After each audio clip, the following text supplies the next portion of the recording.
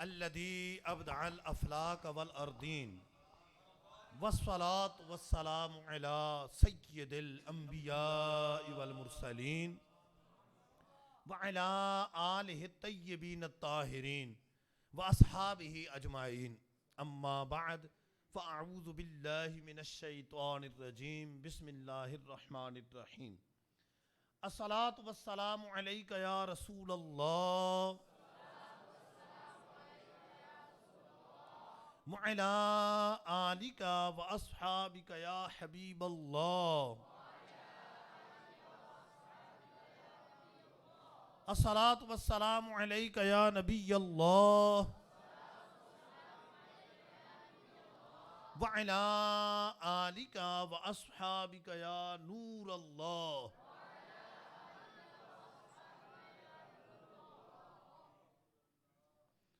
اکثر اسلام بھائی سنت اعتکاف بیٹھے ہوں گے، جو سنت اعتکاف نہیں بیٹھے وہ اعتکاف کی نیت کر لیں. نویت سنت الاعتکاف.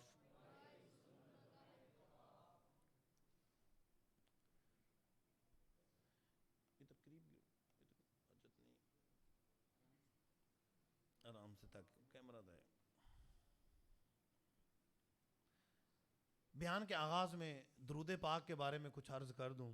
درود پاک وہ وظیفہ ہے جو دنیا میں بھی کام آتا ہے، قبر میں بھی کام آتا ہے، حشر میں بھی کام آئے گا اور انشاءاللہ جنت میں بھی کام آئے گا. درود پاک ایسا وظیفہ ہے کہ خود کو بھی کام آتا ہے، نسلوں کو بھی کام آتا ہے. حضرت حذیفہ رضی اللہ تعالیٰ عنہ صحابی رسول ہیں، فرماتے ہیں کہ جو شخص کثرت سے درود پاک پڑھتا ہے اللہ تعالیٰ اسے بھی رنگ دیتا ہے، اس کی نسلوں کو بھی رنگ دیتا ہے. دنیا میں بھی کام آتا ہے. سرکار دو عالم صلی اللہ علیہ وسلم نے فرمایا کہ مجھ پر کثرت سے درود پاک پڑھو کہ یہ کثرت درود پاک پڑھنا فقر و فاقہ کو دور کر دیتا ہے. سرکار دو عالم صلی اللہ علیہ وسلم نے فرمایا، دلائل الخیرات شریف کی حدیث پاک ہے، من عسرت علیہ حاجت فلیکثر علی من الصلاۃ. کسی پر تنگی آئے، دکھ آئے، مصیبت آئے، اسے چاہیے کہ مجھ پر کثرت سے درود پاک پڑھے. فإنها تکشف الہموم والغموم والکروب. یہ کثرت سے درود پاک پڑھنا اس کے غموں کو، دکھوں کو، پریشانیوں کو دور کر دے گا. وتقضی الحوائج، اس کی حاجتوں کو پورا کر دے گا. وتکثر الارزاق، اس کے رزق میں برکت ڈال دے گا. مشکل جو سر پہ آ پڑی تیرے ہی نام سے ٹلی، مشکل کشا ہے تیرا نام، تجھ پہ درود اور سلام. مشکلوں نے جو تم کو گھیرا ہے تو درود پڑھو، اگر حاضری کی تمنا ہے تو درود پڑھو. یہ درود پاک قبر میں بھی کام آتا ہے. علماء فرماتے ہیں کہ جو شخص کثرت سے درود پاک پڑھتا ہے قبر کے اندر اس کا جسم سلامت رہتا ہے. صدر الشریعہ بدر الطریقہ مفتی امجد علی اعظمی رحمۃ اللہ تعالی علیہ بہار شریعت کے اندر لکھتے ہیں کہ قبر کے اندر جسم گل سڑ جاتا ہے، لیکن کچھ ہستیاں ایسی ہیں کہ قبر کے اندر بھی ان کا جسم سلامت رہتا ہے. وہ گنوار ہیں انبیاء علیہ السلام، اولیاء، علماء، شہداء. کرتے کرتے کہتے ہیں، لکھتے لکھتے فرماتے ہیں کہ وہ شخص جو حضور کی بارگاہ میں کثرت سے درود پاک پڑھتا ہے اس کا جسم بھی قبر کے اندر سلامت رہتا ہے. محمد بن سلمان جزولی رحمۃ اللہ تعالی علیہ، جنہوں نے درود پاک کے بارے میں دلائل الخیرات شریف کتاب لکھی ہے، 77 سال بعد ان کی قبر کسی وجہ سے کھودی گئی تو 77 سال بعد بھی دیکھنے والوں نے دیکھا کہ قبر کے اندر ان کا جسم سلامت. تو یہ درود پاک دنیا میں بھی کام آتا ہے، قبر میں بھی آتا ہے اور حشر میں بھی کام آئے.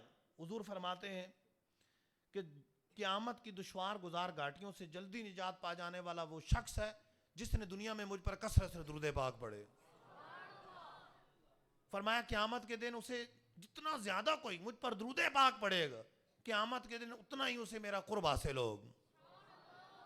فرمایا جو کثرت سے درود پاک پڑھتا ہے قیامت کے دن اسے میری شفاعت حاصل ہوگی. دنیا میں بھی، قبر میں بھی، حشر میں بھی. بلکہ حضور نے فرمایا من سرہ ان یلقى اللہ راضیا لہ فلیکثر علی من الصلاۃ. جسے یہ بات پسند ہو کہ جب رب کی بارگاہ میں پیش ہو رب اس سے راضی ہو، اسے چاہیے کہ مجھ پر کثرت سے درود پاک پڑھے، اور درود پاک جنت میں بھی کام آئے۔ سرکار علیہ الصلوۃ والسلام ارشاد فرماتے ہیں کہ تم میں سے جو شخص جتنا زیادہ دنیا میں مجھ پر درود پاک پڑھے گا، جنت میں اللہ تعالیٰ اتنی اسے حوریں عطا فرمائے گا۔ تو ہم اس وظیفے کو کیوں نہ اپنائیں؟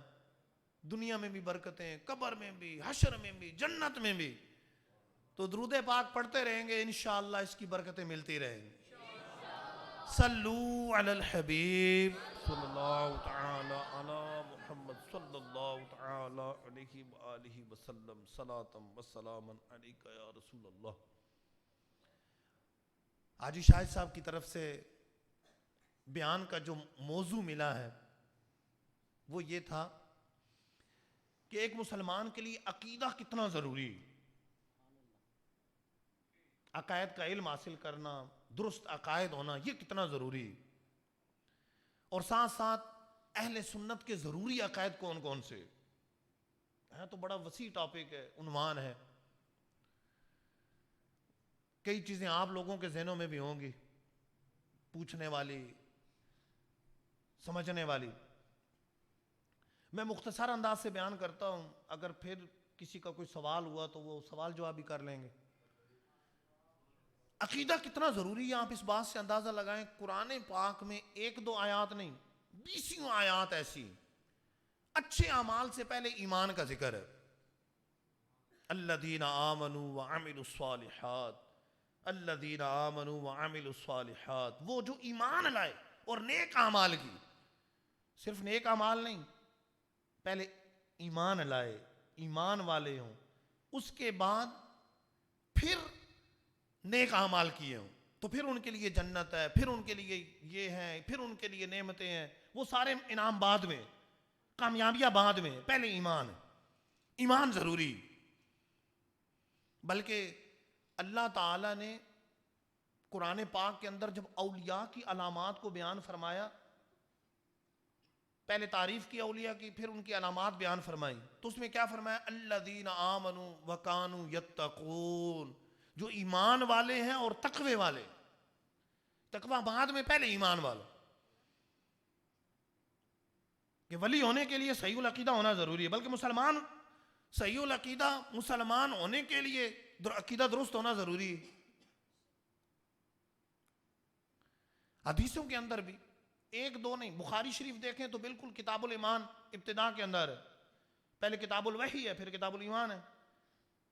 تو کتاب الایمان کے اندر جگہ بجگہ حدیثیں نقل کی، شرط لگائی کہ یہ ثواب تب ملے گا ایماناً و احتساباً، ایماناً و احتساباً، ایمان ہو، عقیدہ درست ہو، اور اس کے ساتھ ساتھ اخلاص کے ساتھ اللہ کی رضا کے لیے کرے تو اسے یہ فضیلت ملے گی۔ ایک دو حدیثوں میں بیان نہیں کی، کئی حدیثوں میں بیان کی، ایماناً و احتساباً، ایمان شرط قرار دی۔ میں بخاری شریف کی 2 حدیثیں بیان کروں گا، آپ اس سے اندازہ لگائیں کہ عقیدہ کتنا ضروری ہے عمل کے مقابلے میں۔ ایک حدیث تو یہ ہے کہ ایک شخص ہے، عرف عام میں حمار ان کو کہتے ہیں، ایک مرتبہ شراب کی، کوڑے لگے، دوسری مرتبہ شراب پی، کوڑے لگے، 3-4 مرتبہ ایسا ہوا، صحابہ کرام بیٹھے آپس میں باتیں کر رہے ہیں، تو کیا کہ کیسا آدمی ہے، برائی بیان، اتنے میں حضور تشریف لے۔ عمل کی خرابی تھی، عقیدے کی نہیں، عمل کی خرابی تھی۔ سرکار علیہ السلام نے فرمایا اسے برا نہ کہو کہ وہ اللہ اور اللہ کے رسول سے محبت کرتا ہے، برا نہ کہو، اللہ اور اللہ کے رسول سے محبت کرتا ہے، عقیدہ درست ہے۔ اگرچہ شراب پینے کی وجہ سے کوڑے لگے، سزا ملی، لیکن عقیدہ درست ہے، اللہ کے رسول سے محبت کرنے والا، حضور دفاع فرما رہے ہیں، برا نہ کہو، برا نہ کہو۔ اور دوسری حدیث بخاری شریف کے اندر ہی موجود ہے، عمل ہے لیکن عقیدہ درست نہیں ہے۔ ایک شخص آیا حضور کی بارگاہ میں، ذو الخویسرہ نام ہے، داڑھی شریف ہے، سارے معاملات ہیں، حضور کو کہتا ہے، حضور مال غنیمت تقسیم کر رہے ہیں، اے محمد انصاف کرو۔ اب یہ انداز بڑا بے ادبی والا، سرکار علیہ السلام نے فرمایا کہ میں انصاف نہیں کروں گا تو کون انصاف کرے گا؟ قریب صحابہ موجود تھے، انہوں نے اجازت مانگی کہ اس کو مطلب قتل کر دیں. فرمایا نہیں، چھوڑ دو، چلو چھوڑ دو. اس کی نسل سے ایسے لوگ نکلیں گے کہ جن کی نمازوں کو دیکھ کر تم اپنی نمازوں کو حقیر جانو گے، جن کی قرات کو دیکھ کے اپنی قرات کو حقیر جانو گے، لیکن وہ ایمان سے اس طرح نکل جائیں گے جس طرح کہ تیر کمان سے نکل جاتا. اچھا قرات ہے، نمازیں ہیں، عمل ہے، لیکن عقیدہ درست نہیں. فرمایا نکل جائیں گے، یہ ایمان سے نکل جائیں گے. آپ کو حیرت ہوگی کہ خوارج وہ گروہ تھا کہ ان کی نمازیں ایسی تھیں، ایسے متقی تھے، یا ان کی عورتیں ایسی متقی ہوتی تھی، یعنی تقوی والی، عمل والی، کہ حیض و نفاس کی حالت میں بھی وہ نماز کو معاف نہیں کرتی تھی کہ یہ نمازیں بعد میں قضا کرنی. حالانکہ نماز اس حالت میں جو قرآن و حدیث سے جو ثابت ہے وہ یہی ہے کہ اس حالت میں عورت جو نماز نہیں پڑھتی بعد میں قضا نہیں کرے گی، مینسز کی حالت میں، ناپاکی کی حالت میں، ان ایام میں. لیکن وہ اتنے سخت تھے اس معاملے میں، عمل، راتوں کو عبادت کرنا. لیکن مولا علی رضی اللہ تعالیٰ نے ان سے جہاد کیا. عقیدہ ٹھیک نہیں تھا، معاذ اللہ حضرت علی کو بھی کافر، حضرت میرے معاویہ کو بھی کافر کہتے تھے کہ یہ دونوں لا حکم الا اللہ، لا حکم الا اللہ. کیونکہ جب انہوں نے حکم بنایا فیصلہ کرنے کے لیے، حضرت ابو موسیٰ اشعری، حضرت عمرو بن عاص کو حکم بنایا، تو یہ کہتے ہیں ان کو حاکم کیوں بنایا؟ ان کو فیصلہ کرنے، حکم تو اللہ کا ہے، لا حکم الا اللہ، ان کو کیوں بنایا؟ تو انہوں نے معاذ اللہ حضرت علی کو، حضرت امیر معاویہ کو کہا یہ بھی گئے، یہ بھی گئے. عقیدہ درست نہیں ہے. مولا علی نے جہاد کیا اور سرکار علیہ السلام کے فرمان پر کیا. ایک مرتبہ جب جہاد کر کے فارغ ہوئے تو ایک لاش تلاش کر رہے ہیں. کہا مجھے حضور نے بتایا تھا کہ ان کا جو بندہ ہوگا ان میں ایسا ہوگا کہ جس کا بازو جو ہے نا وہ پستان کی طرح ہوگا، مطلب یہاں سے بازو اتنا ہی ہوگا پستان کی طرح، آخر میں اس کا وہ بازو کا آخری حصہ تو اس طرح جس طرح لوتھڑا لٹکا ہوتا ہے گوشت کا، ایسا بندہ ہوگا. آپ لاشوں کے نیچے سے اس کو تلاش کیا.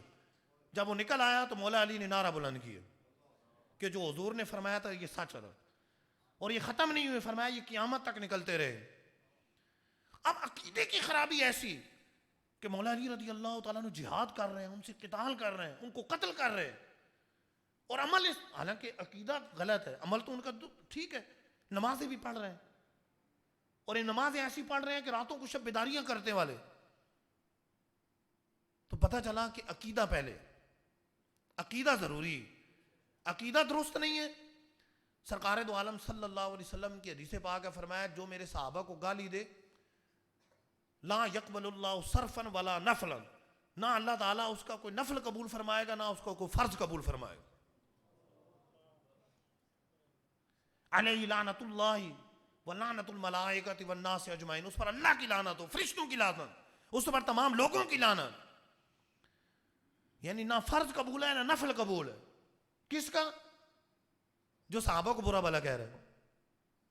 سرکار علیہ السلام فرماتے ہیں کہ کوئی ایسا شخص ہو کہ جو اتنا عبادت گزار ہے کہ وہ مقام ابراہیم تک پہنچ جائے اور مقام ابراہیم اور رکن کے درمیان زندگی عبادت میں گزار دے، صلی وسام، روزے رکھے اور نمازیں پڑھتا رہے بس، اور بیٹھا کہاں ہو؟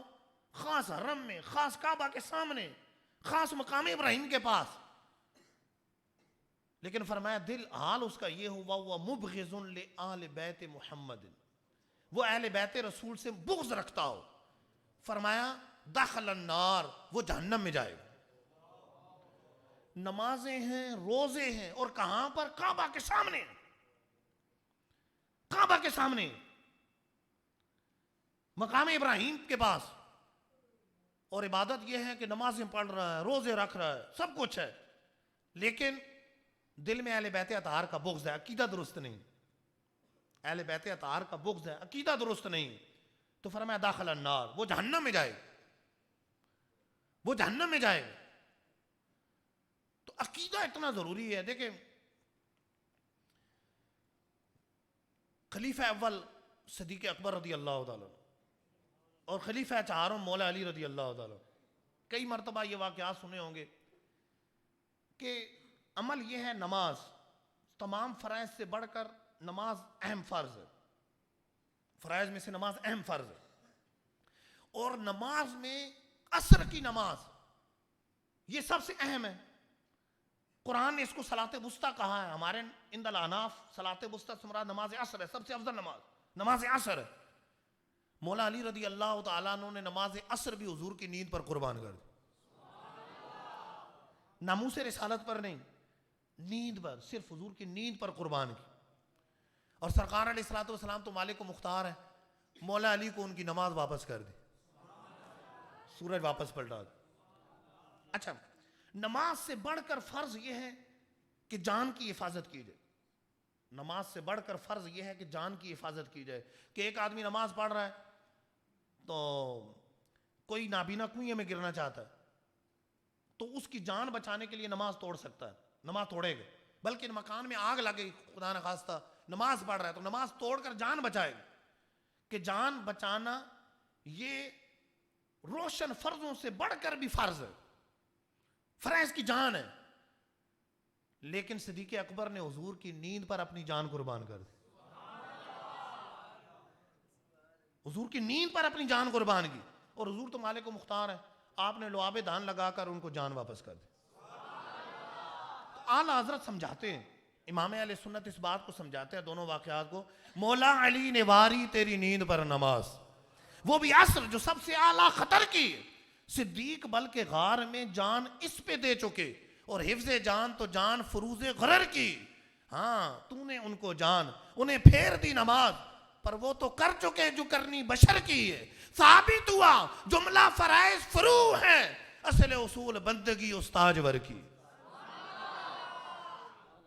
اصل الاصول بندگی استاج ور کی۔ یہ ہمیں صحابہ بتا رہے ہیں، عقیدہ سکھا رہے ہیں کہ عقیدہ اتنا اہم ہے۔ حضور کی نیند پر عقیدہ یہ کہتا ہے، محبت یہ کہتی ہے، حضور کی نیند پر نماز بھی قربان کر دی، حضور کی نیند پر جان بھی قربان کر دی، کہ حضور کی نیند میں خلل نہ آئے۔ تو مسلمان کے لیے عقیدہ ضروری ہے، یہ ذہن میں رکھیے گا کہ اگر کسی کا ایمان پہ خاتمہ نہ ہو، جتنے مرضی اس کے اعمال ہوں، جب ایمان پہ خاتمہ نہیں ہے تو وہ کافر ہے، اور کفار کے لیے قرآن کا حکم یہ ہے کہ وہ ہمیشہ ہمیشہ ہمیشہ جہنم میں رہیں۔ ایمان پہ خاتمہ ہوا، گناہوں کی نحوست کی وجہ سے جہنم میں چلے بھی گئے بالفرض، تو بھی بالآخر سزا بھگت کر حضور کی شفاعت سے کسی نہ کسی طرح بالآخر وہ جنت میں چلے جائیں۔ لیکن ایمان پہ خاتمہ ضروری، ایمان کی حفاظت ضروری۔ ایمان پہ خاتمہ نہ ہوا تو پھر آخرت برباد۔ عقیدہ کتنا ضروری کہ عقیدہ درست ہے تو آخرت کے ثمرات ملیں گے، اگر معاذ اللہ عقیدہ کفریاں اپنا لیا تو آخرت کے ثمرات نہیں ملیں گے۔ عقائد کچھ ایسے ہوتے ہیں جن کو کہتے ہیں ضروریات دین، جن کے بغیر انسان مسلمان ہی نہیں ہو سکتا، اور کچھ ہوتے ہیں ضروریات اہل سنت، اگر ان کو نہ اپنائے تو گمراہ ہے، بد دین ہے، گمراہ ہو جائے گا۔ یہ دو عقائد جو ضروری عقائد ہیں ابتداء، ضروریات دین اور ضروریات اہل سنت۔ ضروریات دین میں بہت ساری چیزیں آ جاتی ہیں، جیسے آخرت کا عقیدہ، کوئی یہ کہے کہ میں آخرت کو نہیں مانتا تو وہ کافر ہو جائے گا۔ فرشتوں کو ماننا، جنات کے وجود کو ماننا، جو کہ قرآن و پاک سے ثابت ہے، اگر کوئی فرشتوں کے وجود کو نہیں مانتا تو وہ کافر ہو جائے گا۔ بعض لوگ یہ کہتے ہیں کہ فرشتے نیکی کی قوت کا نام ہے، جیسے انسان کے اندر جو نیکی کی قوت رکھی گئی یہ فرشتہ ہے، فرشتے کو کوئی وجود نہیں ہے۔ اور یہ جو قرآن پاک میں آدم علیہ السلام اور فرشتوں کا اور یہ شیطان کا واقعہ ہے، یہ سارا فرضی ہے، یہ سمجھانے کے لیے۔ اور یہ کس کا عقیدہ ہے؟ یہ سر سید احمد خان کا، اس نے لکھا ہے۔ تو فرشتوں کے وجود کا انکار کرے، یہ کہے کہ یہ نیکی کی قوت کا نام ہے، یا پھر جنات کے وجود کا انکار کرے، وہ کہے کہ یہ بدی کی قوت کا نام ہے، بس اندر قوت ہے جو انسان کے، یہی شیطان ہے، اندر کوئی وجود نہیں ہے، تو ایسا شخص مسلمان نہیں ہے۔ یہ ضروریات دین میں سے ہے، فرشتوں کے وجود کو ماننا، جنات کے وجود کو ماننا۔ کئی لوگ اس طرح کی کہانیاں کر کے کہ یہ کہانیاں ہیں، قصے کہانیاں ہیں، یوں کر کے انکار کر دیتے ہیں۔ قرآن پاک کے اندر تو پوری سورت ہے جن کے نام سے، سورت الجن۔ جنات کے وجود کو ماننا ضروری ہے، فرشتوں کے وجود کو ماننا ضروری ہے۔ اللہ ایک ہے، اس کا کوئی شریک نہیں ہے، نہ اس کی اولاد ہے، نہ اس نے کس کو جانا، نہ اس کو کسی نے جانا ہے۔ یہ سارے بنیادی عقائد اسلام کے، ضروریات دین میں سے۔ ان کا کوئی بھی منکر ہوگا کسی طرح تو وہ مسلمان نہیں ہے۔ اسی طرح یہ کہ ہمارے آقا و مولا صلی اللہ علیہ وسلم آخری نبی، حضور خاتم النبیین ہے، یہ عقیدہ ضروریات دین میں سے۔ کوئی معاذ اللہ حضور کے بعد کسی نبی کے آنے کو ممکن ہی کہے کہ آ سکتا ہے کوئی، یا بالفرض آ جائے تو ختم نبوت میں فرق نہیں آئے گا، اس طرح کی باتیں کرے گا تو وہ اسلام سے خارج ہے۔ اس میں شک بھی کرے کہ حضور کے بعد کوئی ہو سکتا ہے آ جائے، ہو سکتا ہے آ جائے، تو وہ مسلمان نہیں ہوگا۔ ہمارے آقا مولا صلی اللہ علیہ وسلم سب سے آخری نبی، آپ کے بعد کوئی نیا نبی نہیں آئے گا۔ عیسیٰ علیہ السلام تو پہلے بھی آ چکے، دوبارہ آسمان سے اتریں گے، نیا کوئی نبی نہیں آئے حضور کے بعد۔ سرکار علیہ السلام کے بعد کوئی نیا نبی نہیں آنا، حضور خاتم النبیین، آخری نبی، سب سے آخری نبی۔ سرکار علیہ السلام عالم الخلق ہیں، مخلوق میں سب سے بڑے عالم ہیں۔ اس کو یہ ضروریات دین میں سے، کوئی حضور کو شیطان کو کہے کہ شیطان کا علم حضور سے زیادہ ہے تو ایسا شخص مسلمان نہیں ہو سکتا، یا کسی اور کا علم کہے کہ فلاں کا علم حضور سے زیادہ ہے مخلوق میں سے تو مسلمان نہیں ہوگا۔ عالم الخلق حضور کو ماننا یہ ضروریات دین میں سے، دین کی بنیادی عقائد میں سے۔ اور سرکار علیہ السلام کو اللہ تعالیٰ نے علم غیب دیا ہے، قطع نظر اس کے کہ کتنا دیا ہے، اس کو ماننا یہ ضروریات دین میں سے۔ 20 آیات، سینکڑوں حدیث سے ثابت کہ رب نے حضور کو علم غیب عطا فرمایا، اور یوں کہنا کہ بالکل علم غیب نہیں دیا تو ایسا شخص مسلمان نہیں ہو سکتا۔ یہ ضروریات دین میں سے اتنی بات کو ماننا، یعنی نفس علم غیب کو ماننا کہ حضور کو علم غیب، یہ ضروری، یہ ضروریات دین میں سے۔ تو اس طرح بہت سارے عقائد، میں نے کچھ عقائد بیان کیے ہیں، کچھ ضروریات اہل سنت میں سے جن سے انکار کرنے والا گمراہ ہے، بددین ہے۔ جیسے مثال کے طور پہ سرکار علیہ السلام زندہ ہیں، حیات النبی کو ماننا یہ ضروریات اہل سنت میں سے۔ انبیاء علیہ السلام زندہ ہوتے، سرکار علیہ السلام نے فرمایا، ابن ماجہ کی حدیث پاک ہے، ان اللہ حرم علی الارض ان تاکل اجساد الانبیاء فنبی اللہ حی یرزق، اللہ نے زمین پر حرام کر دیا کہ انبیاء علیہ السلام کے جسموں کو کھائے، اللہ کا نبی زندہ ہے، رزق دیا جاتا ہے۔ امام بہقی نے پورا رسالہ لکھا اس حدیث پر، الانبیاء احیاء فی قبورہم یصلون، انبیاء اپنی قبروں میں زندہ ہیں، نمازیں پڑھتے۔ حیات النبی کو ماننا، انبیاء کو زندہ ماننا یہ ضروریات اہل سنت میں سے۔ جو اس کا منکر ہے وہ گمراہ ہے، بددین ہے، اور معاذ اللہ یہ کہے کہ حضور کا جسم ہی سلامت نہیں ہے، یا نبی کا معاذ اللہ مر کر مٹی ہو گیا، یہ تو کفری عقیدہ ہے، یہ تو گستاخی۔ تو باقی زندہ ماننا انبیاء علیہ السلام کو یہ ضروریات اہل سنت میں سے۔ علم غیب کو دیکھے تو اللہ تعالیٰ نے حضور کو کثیر اور وافر علم عطا فرمایا، علم غیب، اس کو ماننا یہ ضروریات اہل سنت میں سے۔ فی نفسی علم غیب کو ماننا یہ ضروریات دین میں سے ہے، لیکن کثیر علم غیب دی، کثیر وافر مقدار، یہ ضروریات اہل سنت میں سے۔ اس کا انکار کرنے والا گمراہ ہے، بددین ہے۔ اسی طرح صدیق اکبر رضی اللہ تعالیٰ عنہ تمام صحابہ میں سب سے افضل، ان کے بعد فاروق اعظم سب سے افضل، تو یہ ماننا ضروریات اہل سنت میں سے۔ جو شخص اس کا انکار کرے اور یہ کہے کہ مولا علی یا کوئی اور شیخین کریمین یعنی ابو بکر صدیق حضرت عمر سے افضل ہے، تو ایسا شخص گمراہ ہے، بددین ہے، گمراہ ہو، بددین ہو۔ ان دونوں کو تمام صحابہ سے افضل ماننا، صدیق اکبر اور اس کے بعد فاروق اعظم، افضل مانا یہ ضروریات اہل سنت میں سے۔ اس کا انکار کرنا گمراہی ہے، بددینی ہے۔ سب صحابہ، تمام صحابہ سے محبت رکھنا، حسن عقیدہ رکھنا، یہ ضروریات اہل سنت میں سے۔ کسی بھی صحابی کا بغض یا برا کہنا یہ گمراہی اور بددینی ہے۔ تمام صحابہ سے محبت کرنا، اہل بیت اطہار سے محبت کرنا، یہ ضروریات اہل سنت میں سے۔ ضروریات اہل سنت میں سے گنواتے جائیں، تنعیم قبر یعنی قبر کے اندر انعام بھی ہوتا ہے، تعذیب قبر یعنی عذاب قبر، قبر کے اندر عذاب بھی ہو سکتا ہے گناہ گاروں کو، یہ ضروریات اہل سنت میں سے۔ مطلب اگر کوئی یہ کہے کہ نہیں عذاب قبر کوئی شے نہیں ہے تو گمراہ اور بددین ہے۔ یہ ضروریات اہل سنت میں سے یہ عقائد، تنعیم قبر، تعذیب قبر۔ جنت میں اللہ تعالیٰ کا دیدار مسلمانوں کو ہوگا، اس بات کو ماننا بھی ضروریات اہل سنت میں سے۔ کوئی یہ کہے کہ جنت میں بھی دیدار نہیں ہوگا تو ایسا شخص گمراہ ہے، بددین ہے۔ اور یہ بھی کہ دنیا میں ہمارے آقا کے علاوہ کسی اور کے لیے اللہ کا دیدار نہیں، بلکہ بارش شریعت میں پہلے حصے میں لکھا ہوا ہے، جو یہ کہے کہ اپنے لیے کہے یا کسی ولی کے لیے کہ فلاں ولی کو اللہ کا دیدار ہوا، اس نے جاگتی آنکھوں سے اللہ کا دیدار کیا، تو ایسا شخص کافر۔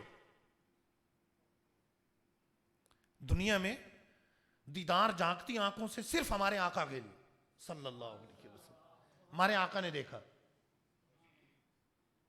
اور جنت میں انشاءاللہ سارے مسلمان دیکھیں گے۔ تو یہ کچھ عقائد میں نے بیان کیے تھے۔ عقائد پر کسی عقیدے پر کوئی دلیل چاہیے، دلائل چاہیے تو آپ مجھے ہم سوال و جواب کا سلسلہ شروع کرتے ہیں۔ جس عقیدے پر جو دلیل آپ کہیں گے میں انشاءاللہ دلائل پھر پیش کرتا رہوں گا۔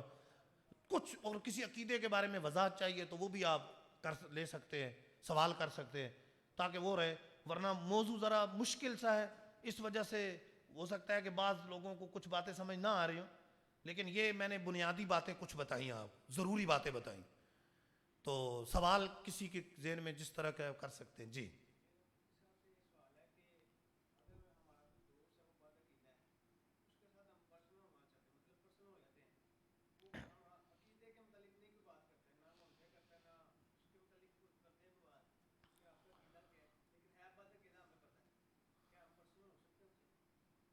بد عقیدہ سے دوستی کرنا کیسے؟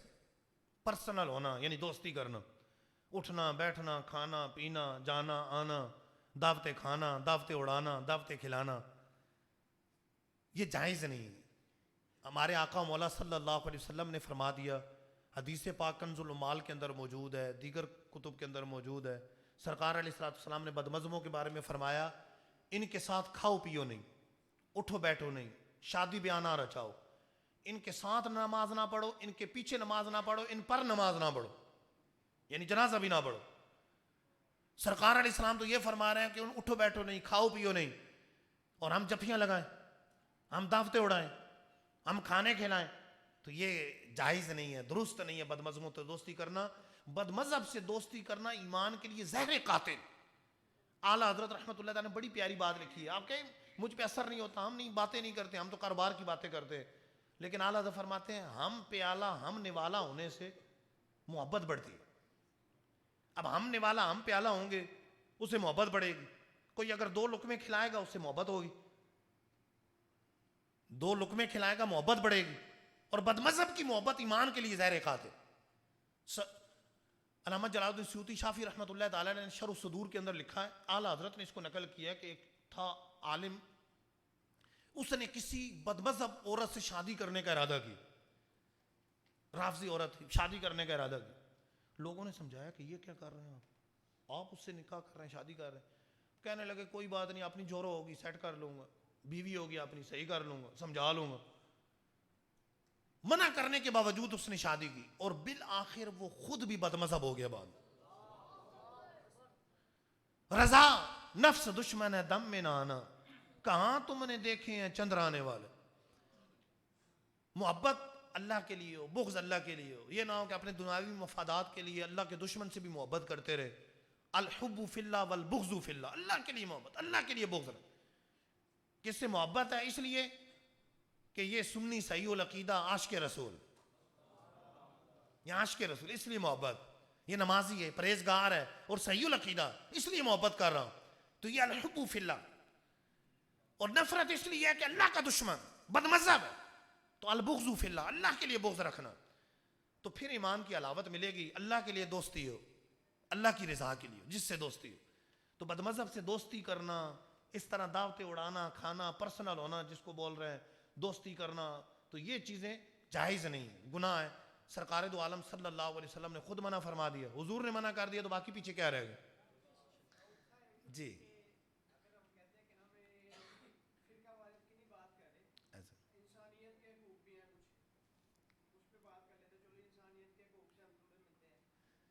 اصل میں انسانیت کے حقوق سے ملتے ہیں, اس کی حد بندی, کس انسان کے کون سے حقوق ہیں, کس جانور کے کون سے حقوق ہیں, اس کی ایک حد بندی. تو جیسے مثال کے طور پہ کتا اگر بھوکا ہو تو اس کو کھانا کھلائیں گے, پانی پلائیں گے, بلکہ حدیث پاک کے مطابق پیاسے کتے کو ایک عورت نے پانی پلایا, پیاسے کتے کو پانی پلانے کی وجہ سے اس کی بخشش ہوگی. لیکن یہ تو نہیں سوچتے کتے کو بستر پہ چھلا دیں کہ چلو حقوق ہیں اس کے, جفیاں ڈالیں کتے کو, یہ تو نہیں ہوگا نا. تو لہٰذا اگر کوئی بدمذہب مر رہا ہے تو چلو اس کو پانی پلا دے, ایک الگ چیز ہے. لیکن یہ دعوتیں اڑانا, دعوتیں کھانا, یہ کون سے حقوق ہے؟ ایمان کی حفاظت کرنی ہے تو اس سے بچنا ہے, ورنہ تو یہ کہیں گے کہ بھئی چلو شیر بھی درندہ ہے تو مخلوق اللہ کی, اس کے بھی حقوق ہے, تو یہ نہ ہو کہ شیر کے منہ میں ہاتھ ہی ڈال دے, اے لو تو کھا لے, اپنا ہاتھ اسے کھلا دے. تو آپ جانور سے محبت تو کی ہے لیکن اپنی جان تو بچانی ہے نا. ہاں بالفرض شیر مر رہا ہے, اس کو کوئی پانی پلائیں گے تو بچ جائے گا, تو یہ ایک الگ صورت ہے کہ اپنے نقصان کا اندیشہ نہ ہو تو چلو کریں گے. میں مثال دوں, سمندر میں کوئی ڈوب رہا ہو تو اپنی جان کی حفاظت کریں گے یا چھلانگ لگا دیں گے؟ نہیں, حقوق ہیں یار, انسان کے حقوق ہیں, چھلانگ لگا. اور بعد میں سوچیں کہ مجھے تو تیراکی نہیں آتی, یا پہلے سوچیں گے کہ تیراکی آتی ہے تو ہی بچائیں گے نا, پہلے اپنی جان کی حفاظت کریں گے. اب یہ نہیں کہ اپنی جان کی پرواہ کیے بغیر چھلانگ لگا دی, کہ انسان کے حقوق ہیں یار, وہ تو سمندر میں ڈوب رہا ہے, تو ان کے حقوق تب ادا کریں گے جب پہلے اپنی جان کی حفاظت کریں. تو لہٰذا پہلے اپنے ایمان کی حفاظت کرنی ہے تو پھر کوئی کرنے. تو یہ حقوق میں سے نہیں ہے, یہ تو قرآن حدیث منع کر دیا کہ بد مذہب کافروں کی دوستی, وہ تمہارے دوست نہیں ہو سکتے, ان سے دوستی منع, ان سے یہ دعوتیں کھانا کھلانا, اٹھنا بیٹھنا, تعلقات رکھنا, یہ جائز نہیں. ہاں جائز ہو سکتا ہے وہ سیدھے راستے پہ آ جائیں, عاشق رسول بن جائیں, تو ٹھیک ہے, پھر ہوتا تو یہی ہے نا. باقی الحمدللہ یہ اصول یہی ہے, فرقہ وارائیت نہیں,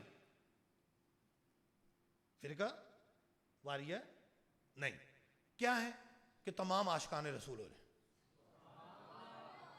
دیکھیں جو جدا ہوتا گیا کسی طرف تو وہ فرقہ بنتا گیا. میں پہلے آپ کو سمجھانے کے لیے مثال دوں کہ ہم 20 بندے بیٹھ کر کھانا کھا رہے تھے ایک جگہ, اور بڑوں نے کہا تھا کہ بھئی ادھر ہی بیٹھ کے کھانا ہے, ہٹنا نہیں, فرقے نہیں بنانے, ہٹنا نہیں. لیکن 2 بندے اپنی پلیٹ کے ادھر ہو گئے, 2 بندے پلیٹ لے کے ادھر چلے گئے, 2 بندے پلیٹ لے کے ادھر چلے گئے. تو اب بظاہر دیکھا جائے تو یہ 4 فرقے ہیں, ادھر زیادہ بیٹھے ہیں, 2 ادھر گئے, 2 ادھر گئے, 2 ادھر گئے, نظر 4 فرقے آ رہے ہیں. لیکن حقیقت میں فرقہ بندی ان تینوں نے کی ہے جو اٹھ کے گئے. یہ تو بیچارے اپنی جگہ بھی بیٹھے ہوئے ہیں, یہ اپنی جگہ پہ بیٹھے ہوئے ہیں. اہل سنت نے فرقہ بندی نہیں کی, وہ تو صحابہ کے عقیدے پر ہے.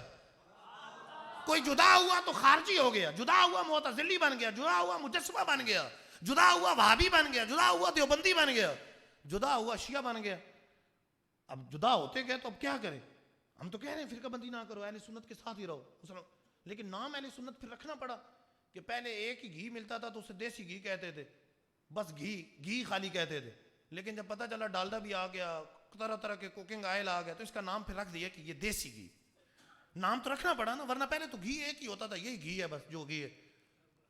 لیکن اب جب طرح طرح کے گھی آ گیا تو پہچان تو کرنی ہے نا, ورنہ تو کہ مسلمان ابھی کون سا والا مسلمان ہے, اگلے پوچھیں گے گھی ہے کون سا گھی ہے, تو بتائیں گے کہ دیسی گھی, وہ پہلے والا گھی خالص گھی ہے, یہ مراد. تو اب یہ فرقے جو بنا رہے ہیں وہ غلط کر رہے ہیں, کوئی نیا عقیدہ نکالا وہ فرقہ بن گیا, اس نے فلاں گستاخی کی، وہ اگلے چلا گیا، وہ اس نے کیا، وہ ادھر چلا گیا، اس نے گستاخی ادھر چلا گیا، اس نے کی ادھر چلا گیا. تو اہل سنت تو صحابہ کے عقیدے پر ادھر ہی بیٹھے اور بلا رہے ہیں آ جاؤ، نہیں جاؤ، نہیں آؤ. لیکن یہ نہیں ہو سکتا کہ ان کو کرنے کے لیے ہم ادھر اٹھ کے ادھر چلے جائیں. چلو جی فرقہ بندی نہیں، ادھر اٹھ کے. اب کوئی گئے، میں مثال دوں، یہ 6 بندے اٹھ کے گئے، 14 ادھر بیٹھے ہیں، 20 کا حلقہ تھا، انہوں نے فرقہ بندی نہیں کی، لیکن 2 اور اٹھ کے چلے جاتے ہیں، نہیں یار فرقہ بندی میں نہیں پڑھو، 2 ادھر اٹھ کے بیٹھ جاتے ہیں. تو دیکھنے والے یہ بھی کہیں گے 2 جو ادھر گئے یہ فرقہ بندی کر رہے ہیں، جو کہہ رہے ہیں نہیں ہم فرقہ بندی نہیں کرتے.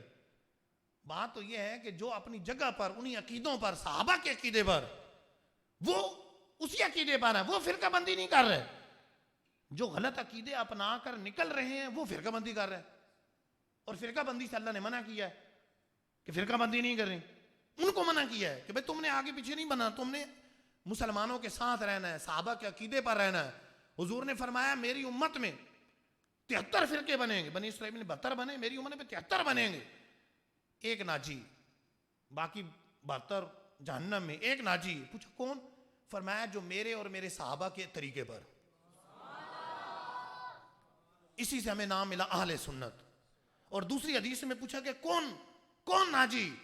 سرکار علیہ الصلوۃ والسلام نے فرمایا کہ ناجی وہ ہے جو سواد اعظم ہے، بڑی جماعت ہے. تو اس سے نام ملا و جماعت، اہل سنت و جماعت. یہ 2 حدیثوں میں موجود، جامع ترمذی، امام حاکم نے مستدرک کے اندر نقل کی، یہ حدیثیں موجود. تو وہ اپنی جگہ پر ہے، لیکن ظاہر ہے کوئی نہ کوئی نام تو دینا ہے، کہ ورنہ تو اصلی گھی اور نقلی گھی کی پہچان نہیں رہے گی. تو کوئی نام دینا ہے، ورنہ تو ساری اپنے آپ کو مسلمان کہہ رہے ہیں، وہ بھی مسلمان کہہ رہا ہے، وہ بھی کہہ رہا ہے، وہ بھی کہہ رہا ہے، وہ بھی کہہ رہا ہے، وہ بھی کہہ رہا ہے. تو وہ کیا کہتے ہیں، چور کی چوری پکڑی جائے، اس نے آواز دے دی چور چور چور، پتہ نہیں چلا کہ چور کون ہے اور پکڑنے والے کون ہیں. تو ہم نے اسی اہل سنت و جماعت شروع سے، اہل سنت و جماعت کو نیا نام نہیں، حدیث میں موجود ہے.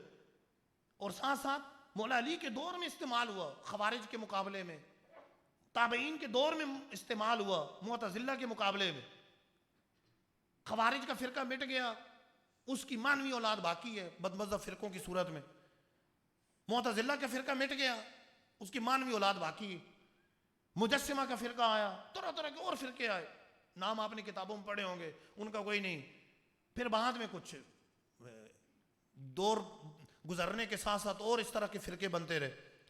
تو ہمیں حکم یہ ہے کہ ہم نے عاشقان رسول کے ساتھ رہنا ہے، صحابہ کے عقیدے پہ رہنا ہے. صلو علی الحبیب. ایک سوال کریں گے، وہ ذرا پہلے کھڑے ہوئے تھے، آپ دیکھ جی.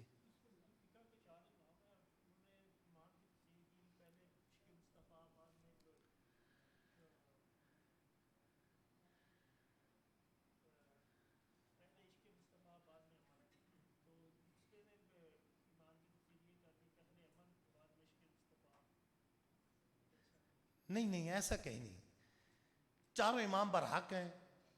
دیکھیں ائمہ کی جو پیروی ہوتی ہے وہ مسائل میں ہوتی ہے، فقہی مسائل میں، جیسے نماز روزہ کی یہ مسائل ہیں، ان میں پیروی ہوتی ہے. باقی یہ تو سب کا متفقہ عقیدہ ہے کہ عشق رسول، محبت رسول ایمان کا حصہ ہے، بلکہ عینی ایمان ہے، بلکہ ایمان کی جان ہے. اللہ کی سرداب و قدم شان ہے، یہ انسان نہیں، انسان وہ انسان ہے. یہ قرآن تو ایمان بتاتا ہے انہیں، ایمان یہ کہتا ہے میری جان ہے. یہ سرکار علیہ السلام نے فرمایا بخاری شریف کی حدیث بعد، لا یؤمن احدکم حتی اکون احب الیہ من والدہ وولدہ والناس اجمعین. لوگوں تم میں سے اس وقت تک کوئی ایمان والا نہیں ہو سکتا جب تک اپنے والدین سے بڑھ کر، بچوں سے بڑھ کر، تمام لوگوں سے بڑھ کر مجھ سے محبت نہ کرو.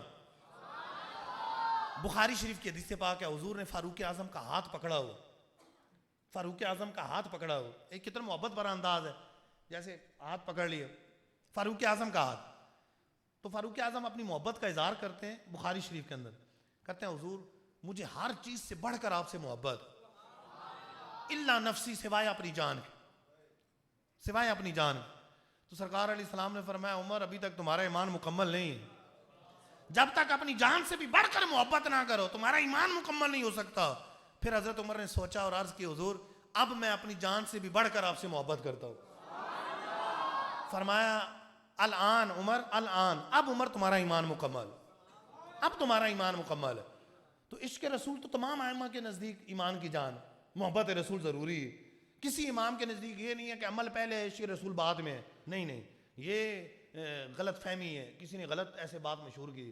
سب کے نزدیک عقیدہ پہلے ہے، عمل بعد میں، یہ ضروری ہے. صلو علی الحبیب صلی اللہ علیہ محمد وسلم.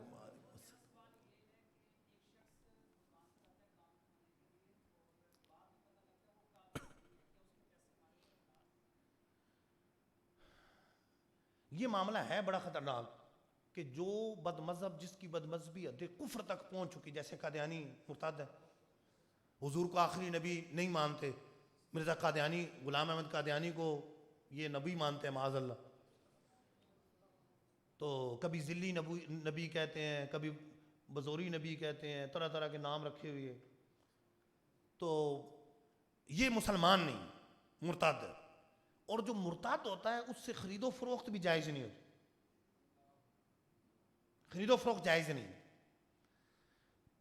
تو ہونا تو یہ چاہیے کہ پتہ ہو قادیانی ہے تو نہ اس سے خریدے نہ اس کو بیچے، عقدی باتیں. اب لے لیا، بعد میں پتہ چلا تو ہو سکے تو اسے واپس کر دو، اسے کہیں کہ بھئی یہ چیز واپس کرو، پیسے لو، جاؤ. یہ نہیں کر سکتے. ہاں، جس بد مذہب کی بد مذہبی حد کفر تک ہونا ہمیں پتہ نہ ہو، جیسے کئی اور بد مذہب ہے، قادیانیوں کا تو ہمیں پتہ ہے کنفرم ہے، لیکن بعض فرقے ایسے ہیں جس میں بعض کی بد مذہبی حد کفر تک پہنچتی ہے، بعض کی نہیں پہنچتی. تو وہاں پھر حکم یہ ہوتا ہے کہ نہیں پتہ تو خرید و فروخت ہوگی تو ٹھیک ہے، لیکن بہرحال ان سے اٹھنا بیٹھنا نہیں، بات چیت نہیں کرنی، ان سے کھانا پینا نہیں، دعوتیں نہیں اڑانی، شادی بیاہ نہیں رچانے، ان کے پیچھے نماز نہیں پڑھنی، ان کے اوپر نماز نہیں پڑھنی. ان باتوں کا خیال رکھنا. ٹھیک.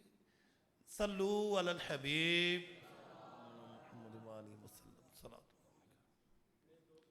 جی جی.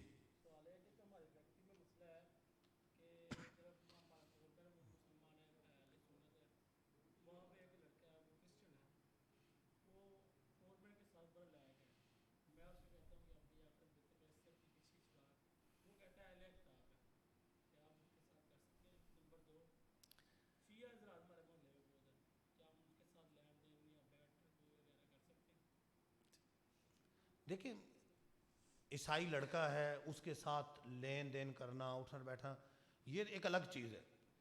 جو کافر اصلی ہوتا ہے، جیسے عیسائی ہے، یہودی ہے، کافر اصلی ہے، تو خرید و فروخت تو ہو سکتی ہے اس کے ساتھ، لیکن دوستی اس کے ساتھ بھی جائز نہیں. جیسے آپ کہتے ہیں نا فور مین کے ساتھ اس کی دوستی ہے یا یہ ہے، تو یہ دوستی جائز نہیں. تو یہ نہیں، یہ مطلب اس انداز سے کہ اس کے ساتھ اٹھنا بیٹھنا، ہم پیالہ ہم نے والا ہونا اور دعوتیں کھانا اڑانا، دوستی جس طرح ہوتی ہے، یہ جائز نہیں. لین دین جائز. اور بد مذہب ہے تو ان کے ساتھ بھی اگر بد مذہبی حد کفر تک ہمیں معلوم ہو گئی کہ ہے، کہ معاذ اللہ وہ حضرت علی کو یا کسی کو انبیاء سے افضل کہتا ہے، تو پھر تو کافر ہے. یا قرآن پاک میں کہتا ہے کمی بیشی ہوئی ہے تو مسلمان نہیں ہے. یا کہتا ہے کہ ائمہ اطہار انبیاء سے افضل ہے، سابقہ انبیاء سے، تو پھر مسلمان نہیں ہے. تو ایسے کے ساتھ تو لین دین اصلا کر ہی نہیں سکتے.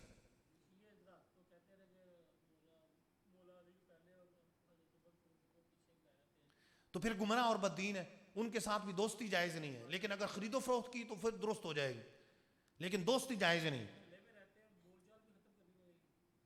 ضروری ہے، ایسا ہی ہے. بدمزموں سے دور ہی رہنا ہے جتنا ہو سکے، عاشقان رسول کے ساتھ رہنا انشاءاللہ. سب جی.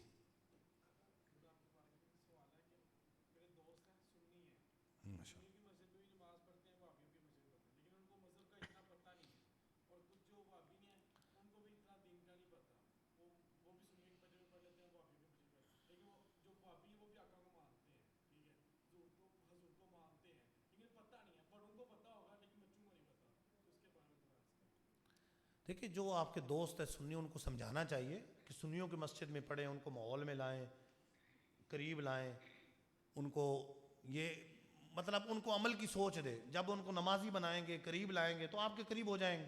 ایسا ایسا سوچ بن جائے گی. ڈائریکٹ آپ سمجھا بھی نہیں سکتے کیونکہ عقیدے کا پتہ کوئی نہیں ہے. آپ سمجھائیں تو وہ کہ جسے پتہ ہو، سمجھائے گا وہ جسے پتہ ہوگا. ایک ایک بات کا. ظاہری طور پہ آقا کو مانتے ہیں, ٹھیک ہے مانتے ہیں, مسلمان کہلاتے ہیں, مانتے ہیں, لیکن جس طرح ماننے کا حق ہے کیا اس طرح مانتے ہیں یہ ہمیں پتہ نہیں ہوگا, سمجھا نہیں پائیں گے. تو اس کا حل یہ ہوتا ہے کہ اس کو آپ قریب لائیں, اپنے دعوت اسلامی کے ماحول میں لائیں, تو آہستہ آہستہ جب سیکھے گا, علم ہوگا, پتہ چلے گا, تو آہستہ آہستہ بدمزموں سے خود ہی دور ہو جائے گا. یا اسے سمجھانے کے لیے اگر سمجھانا بحث ہو جائے تو بھی بحث نہ کریں, کسی عالم کے پاس لے, دارالفتہ لے ہیں, وقت لے گا تاکہ اسے بات سمجھائی جائے. ورنہ یہ خود سمجھانے بیٹھیں گے تو ہو سکتا ہے کہ نقصان ہو جائے, بحث کریں گے تو ہو سکتا ہے کہ الٹا اثر پڑ جائے, کیونکہ دلائل تو ہے نہیں ہمارے پاس, یہ تو پتہ نہیں ہے کہ وہ کیا کہتے ہیں, کیا کرتے ہیں. تو لہٰذا اس کا حل یہ ہوتا ہے کہ وہ اس کو اپنے ماحول میں لے, مدنی ماحول میں لیں, عاشقان رسول کے ساتھ بٹھائیں, اجتماع میں لائیں, اٹھیں گے بیٹھیں گے, علم حاصل ہوگا تو انشاءاللہ آہستہ آہستہ خود ہی عاشق رسول بن جائیں گے.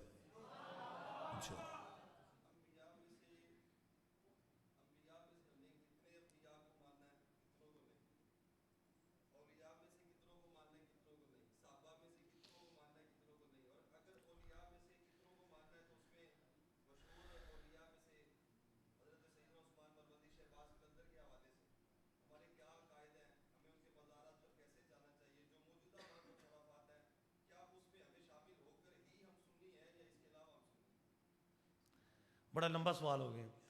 انبیاء علیہ السلام سب پر ایمان لانا ضروری ہے. کوئی کسی ایک نبی کی نبوت کا بھی انکار کرے تو وہ کافر. تو ان میں یہ ہے کہ جن انبیاء کا نام بنام قرآن پاک کے اندر ذکر ہے تو ان کا تو کنفرم ہے وہ نبی ہیں. جن کا قرآن پاک میں اس طرح ذکر نہیں ہے قرآن و حدیث میں, تو پھر ظاہر ہے وہ معاملہ اس طرح کا نہیں ہے. ہاں اتنا ہے کہ میں سب انبیاء پر ایمان لائے, اللہ کے جتنے نبی. بعض حدیثوں میں آیا کہ 1,24,000, بعض حدیثوں میں آیا کہ 2,24,000. فکس تعداد نہیں کرنی چاہیے کیونکہ حدیثیں مختلف ہیں. تو اتنا کہنا چاہیے کہ یا تو 1,24,000 کم و بیش, زیادہ مشہور حدیث ہے 1,24,000 والی, 1,24,000 کم و بیش, 1.25 کم و بیش. جتنے انبیاء ہیں سارے نبیوں پر میرا ایمان. سارے صحابہ کو ماننا, ان کا ادب کرنا, یہ بھی ایمان کا حصہ ہے. کسی ایک صحابی کی بھی توہین کرتا ہے تو گمراہ اور بددین. ایک صحابی کی بھی توہین کرتا ہے بشرطے کہ اس کی صحابیت ثابت ہو. جو مشہور صحابہ ہیں ان میں سے معاذ اللہ اگر کرتا ہے تو وہ تو سب مسلمانوں کے درمیان مشہور ہے. جیسے بعض لوگ معاذ اللہ حضرت امیر معاویہ رضی اللہ تعالیٰ کے خلاف کرتے ہیں. حضرت امیر معاویہ رضی اللہ تعالیٰ حضور کے صحابی, سرکار کے رشتہ دار ہیں. حضرت ابو سفیان رضی اللہ تعالیٰ نے ایمان لائے, ان کی زوجہ حضرت ہند ایمان لائیں, حضور نے ان کے ایمان کو قبول کیا, حضور کے سچے صحابہ ہیں. تو جتنے صحابہ ہیں, حضرت وحشی رضی اللہ عنہ اسلام لانے سے پہلے خیر الناس حضرت حمزہ رضی اللہ تعالیٰ کو شہید کرنے والے, لیکن جب ایمان لے آئے تو پھر شر الناس مسیلمہ کذاب کو قتل کرنے والے. یہ حضرت وحشی رضی اللہ عنہ, حضور نے ان کے ایمان کو بھی قبول فرمایا. یہ کہا کہ سامنے نہ آئے کیونکہ چچا کی یاد آ جاتی ہے کہ چچا کو جس طرح شہید کیا گیا تھا, لیکن ایمان حضور نے قبول فرمایا. تو حضور کے صحابی, اور صحابی سارے کیا ہیں, ہر صحابی نبی ہر صحابی نبی, کیونکہ رب نے قرآن میں کہہ دیا وَكُلًّا وَعَدَ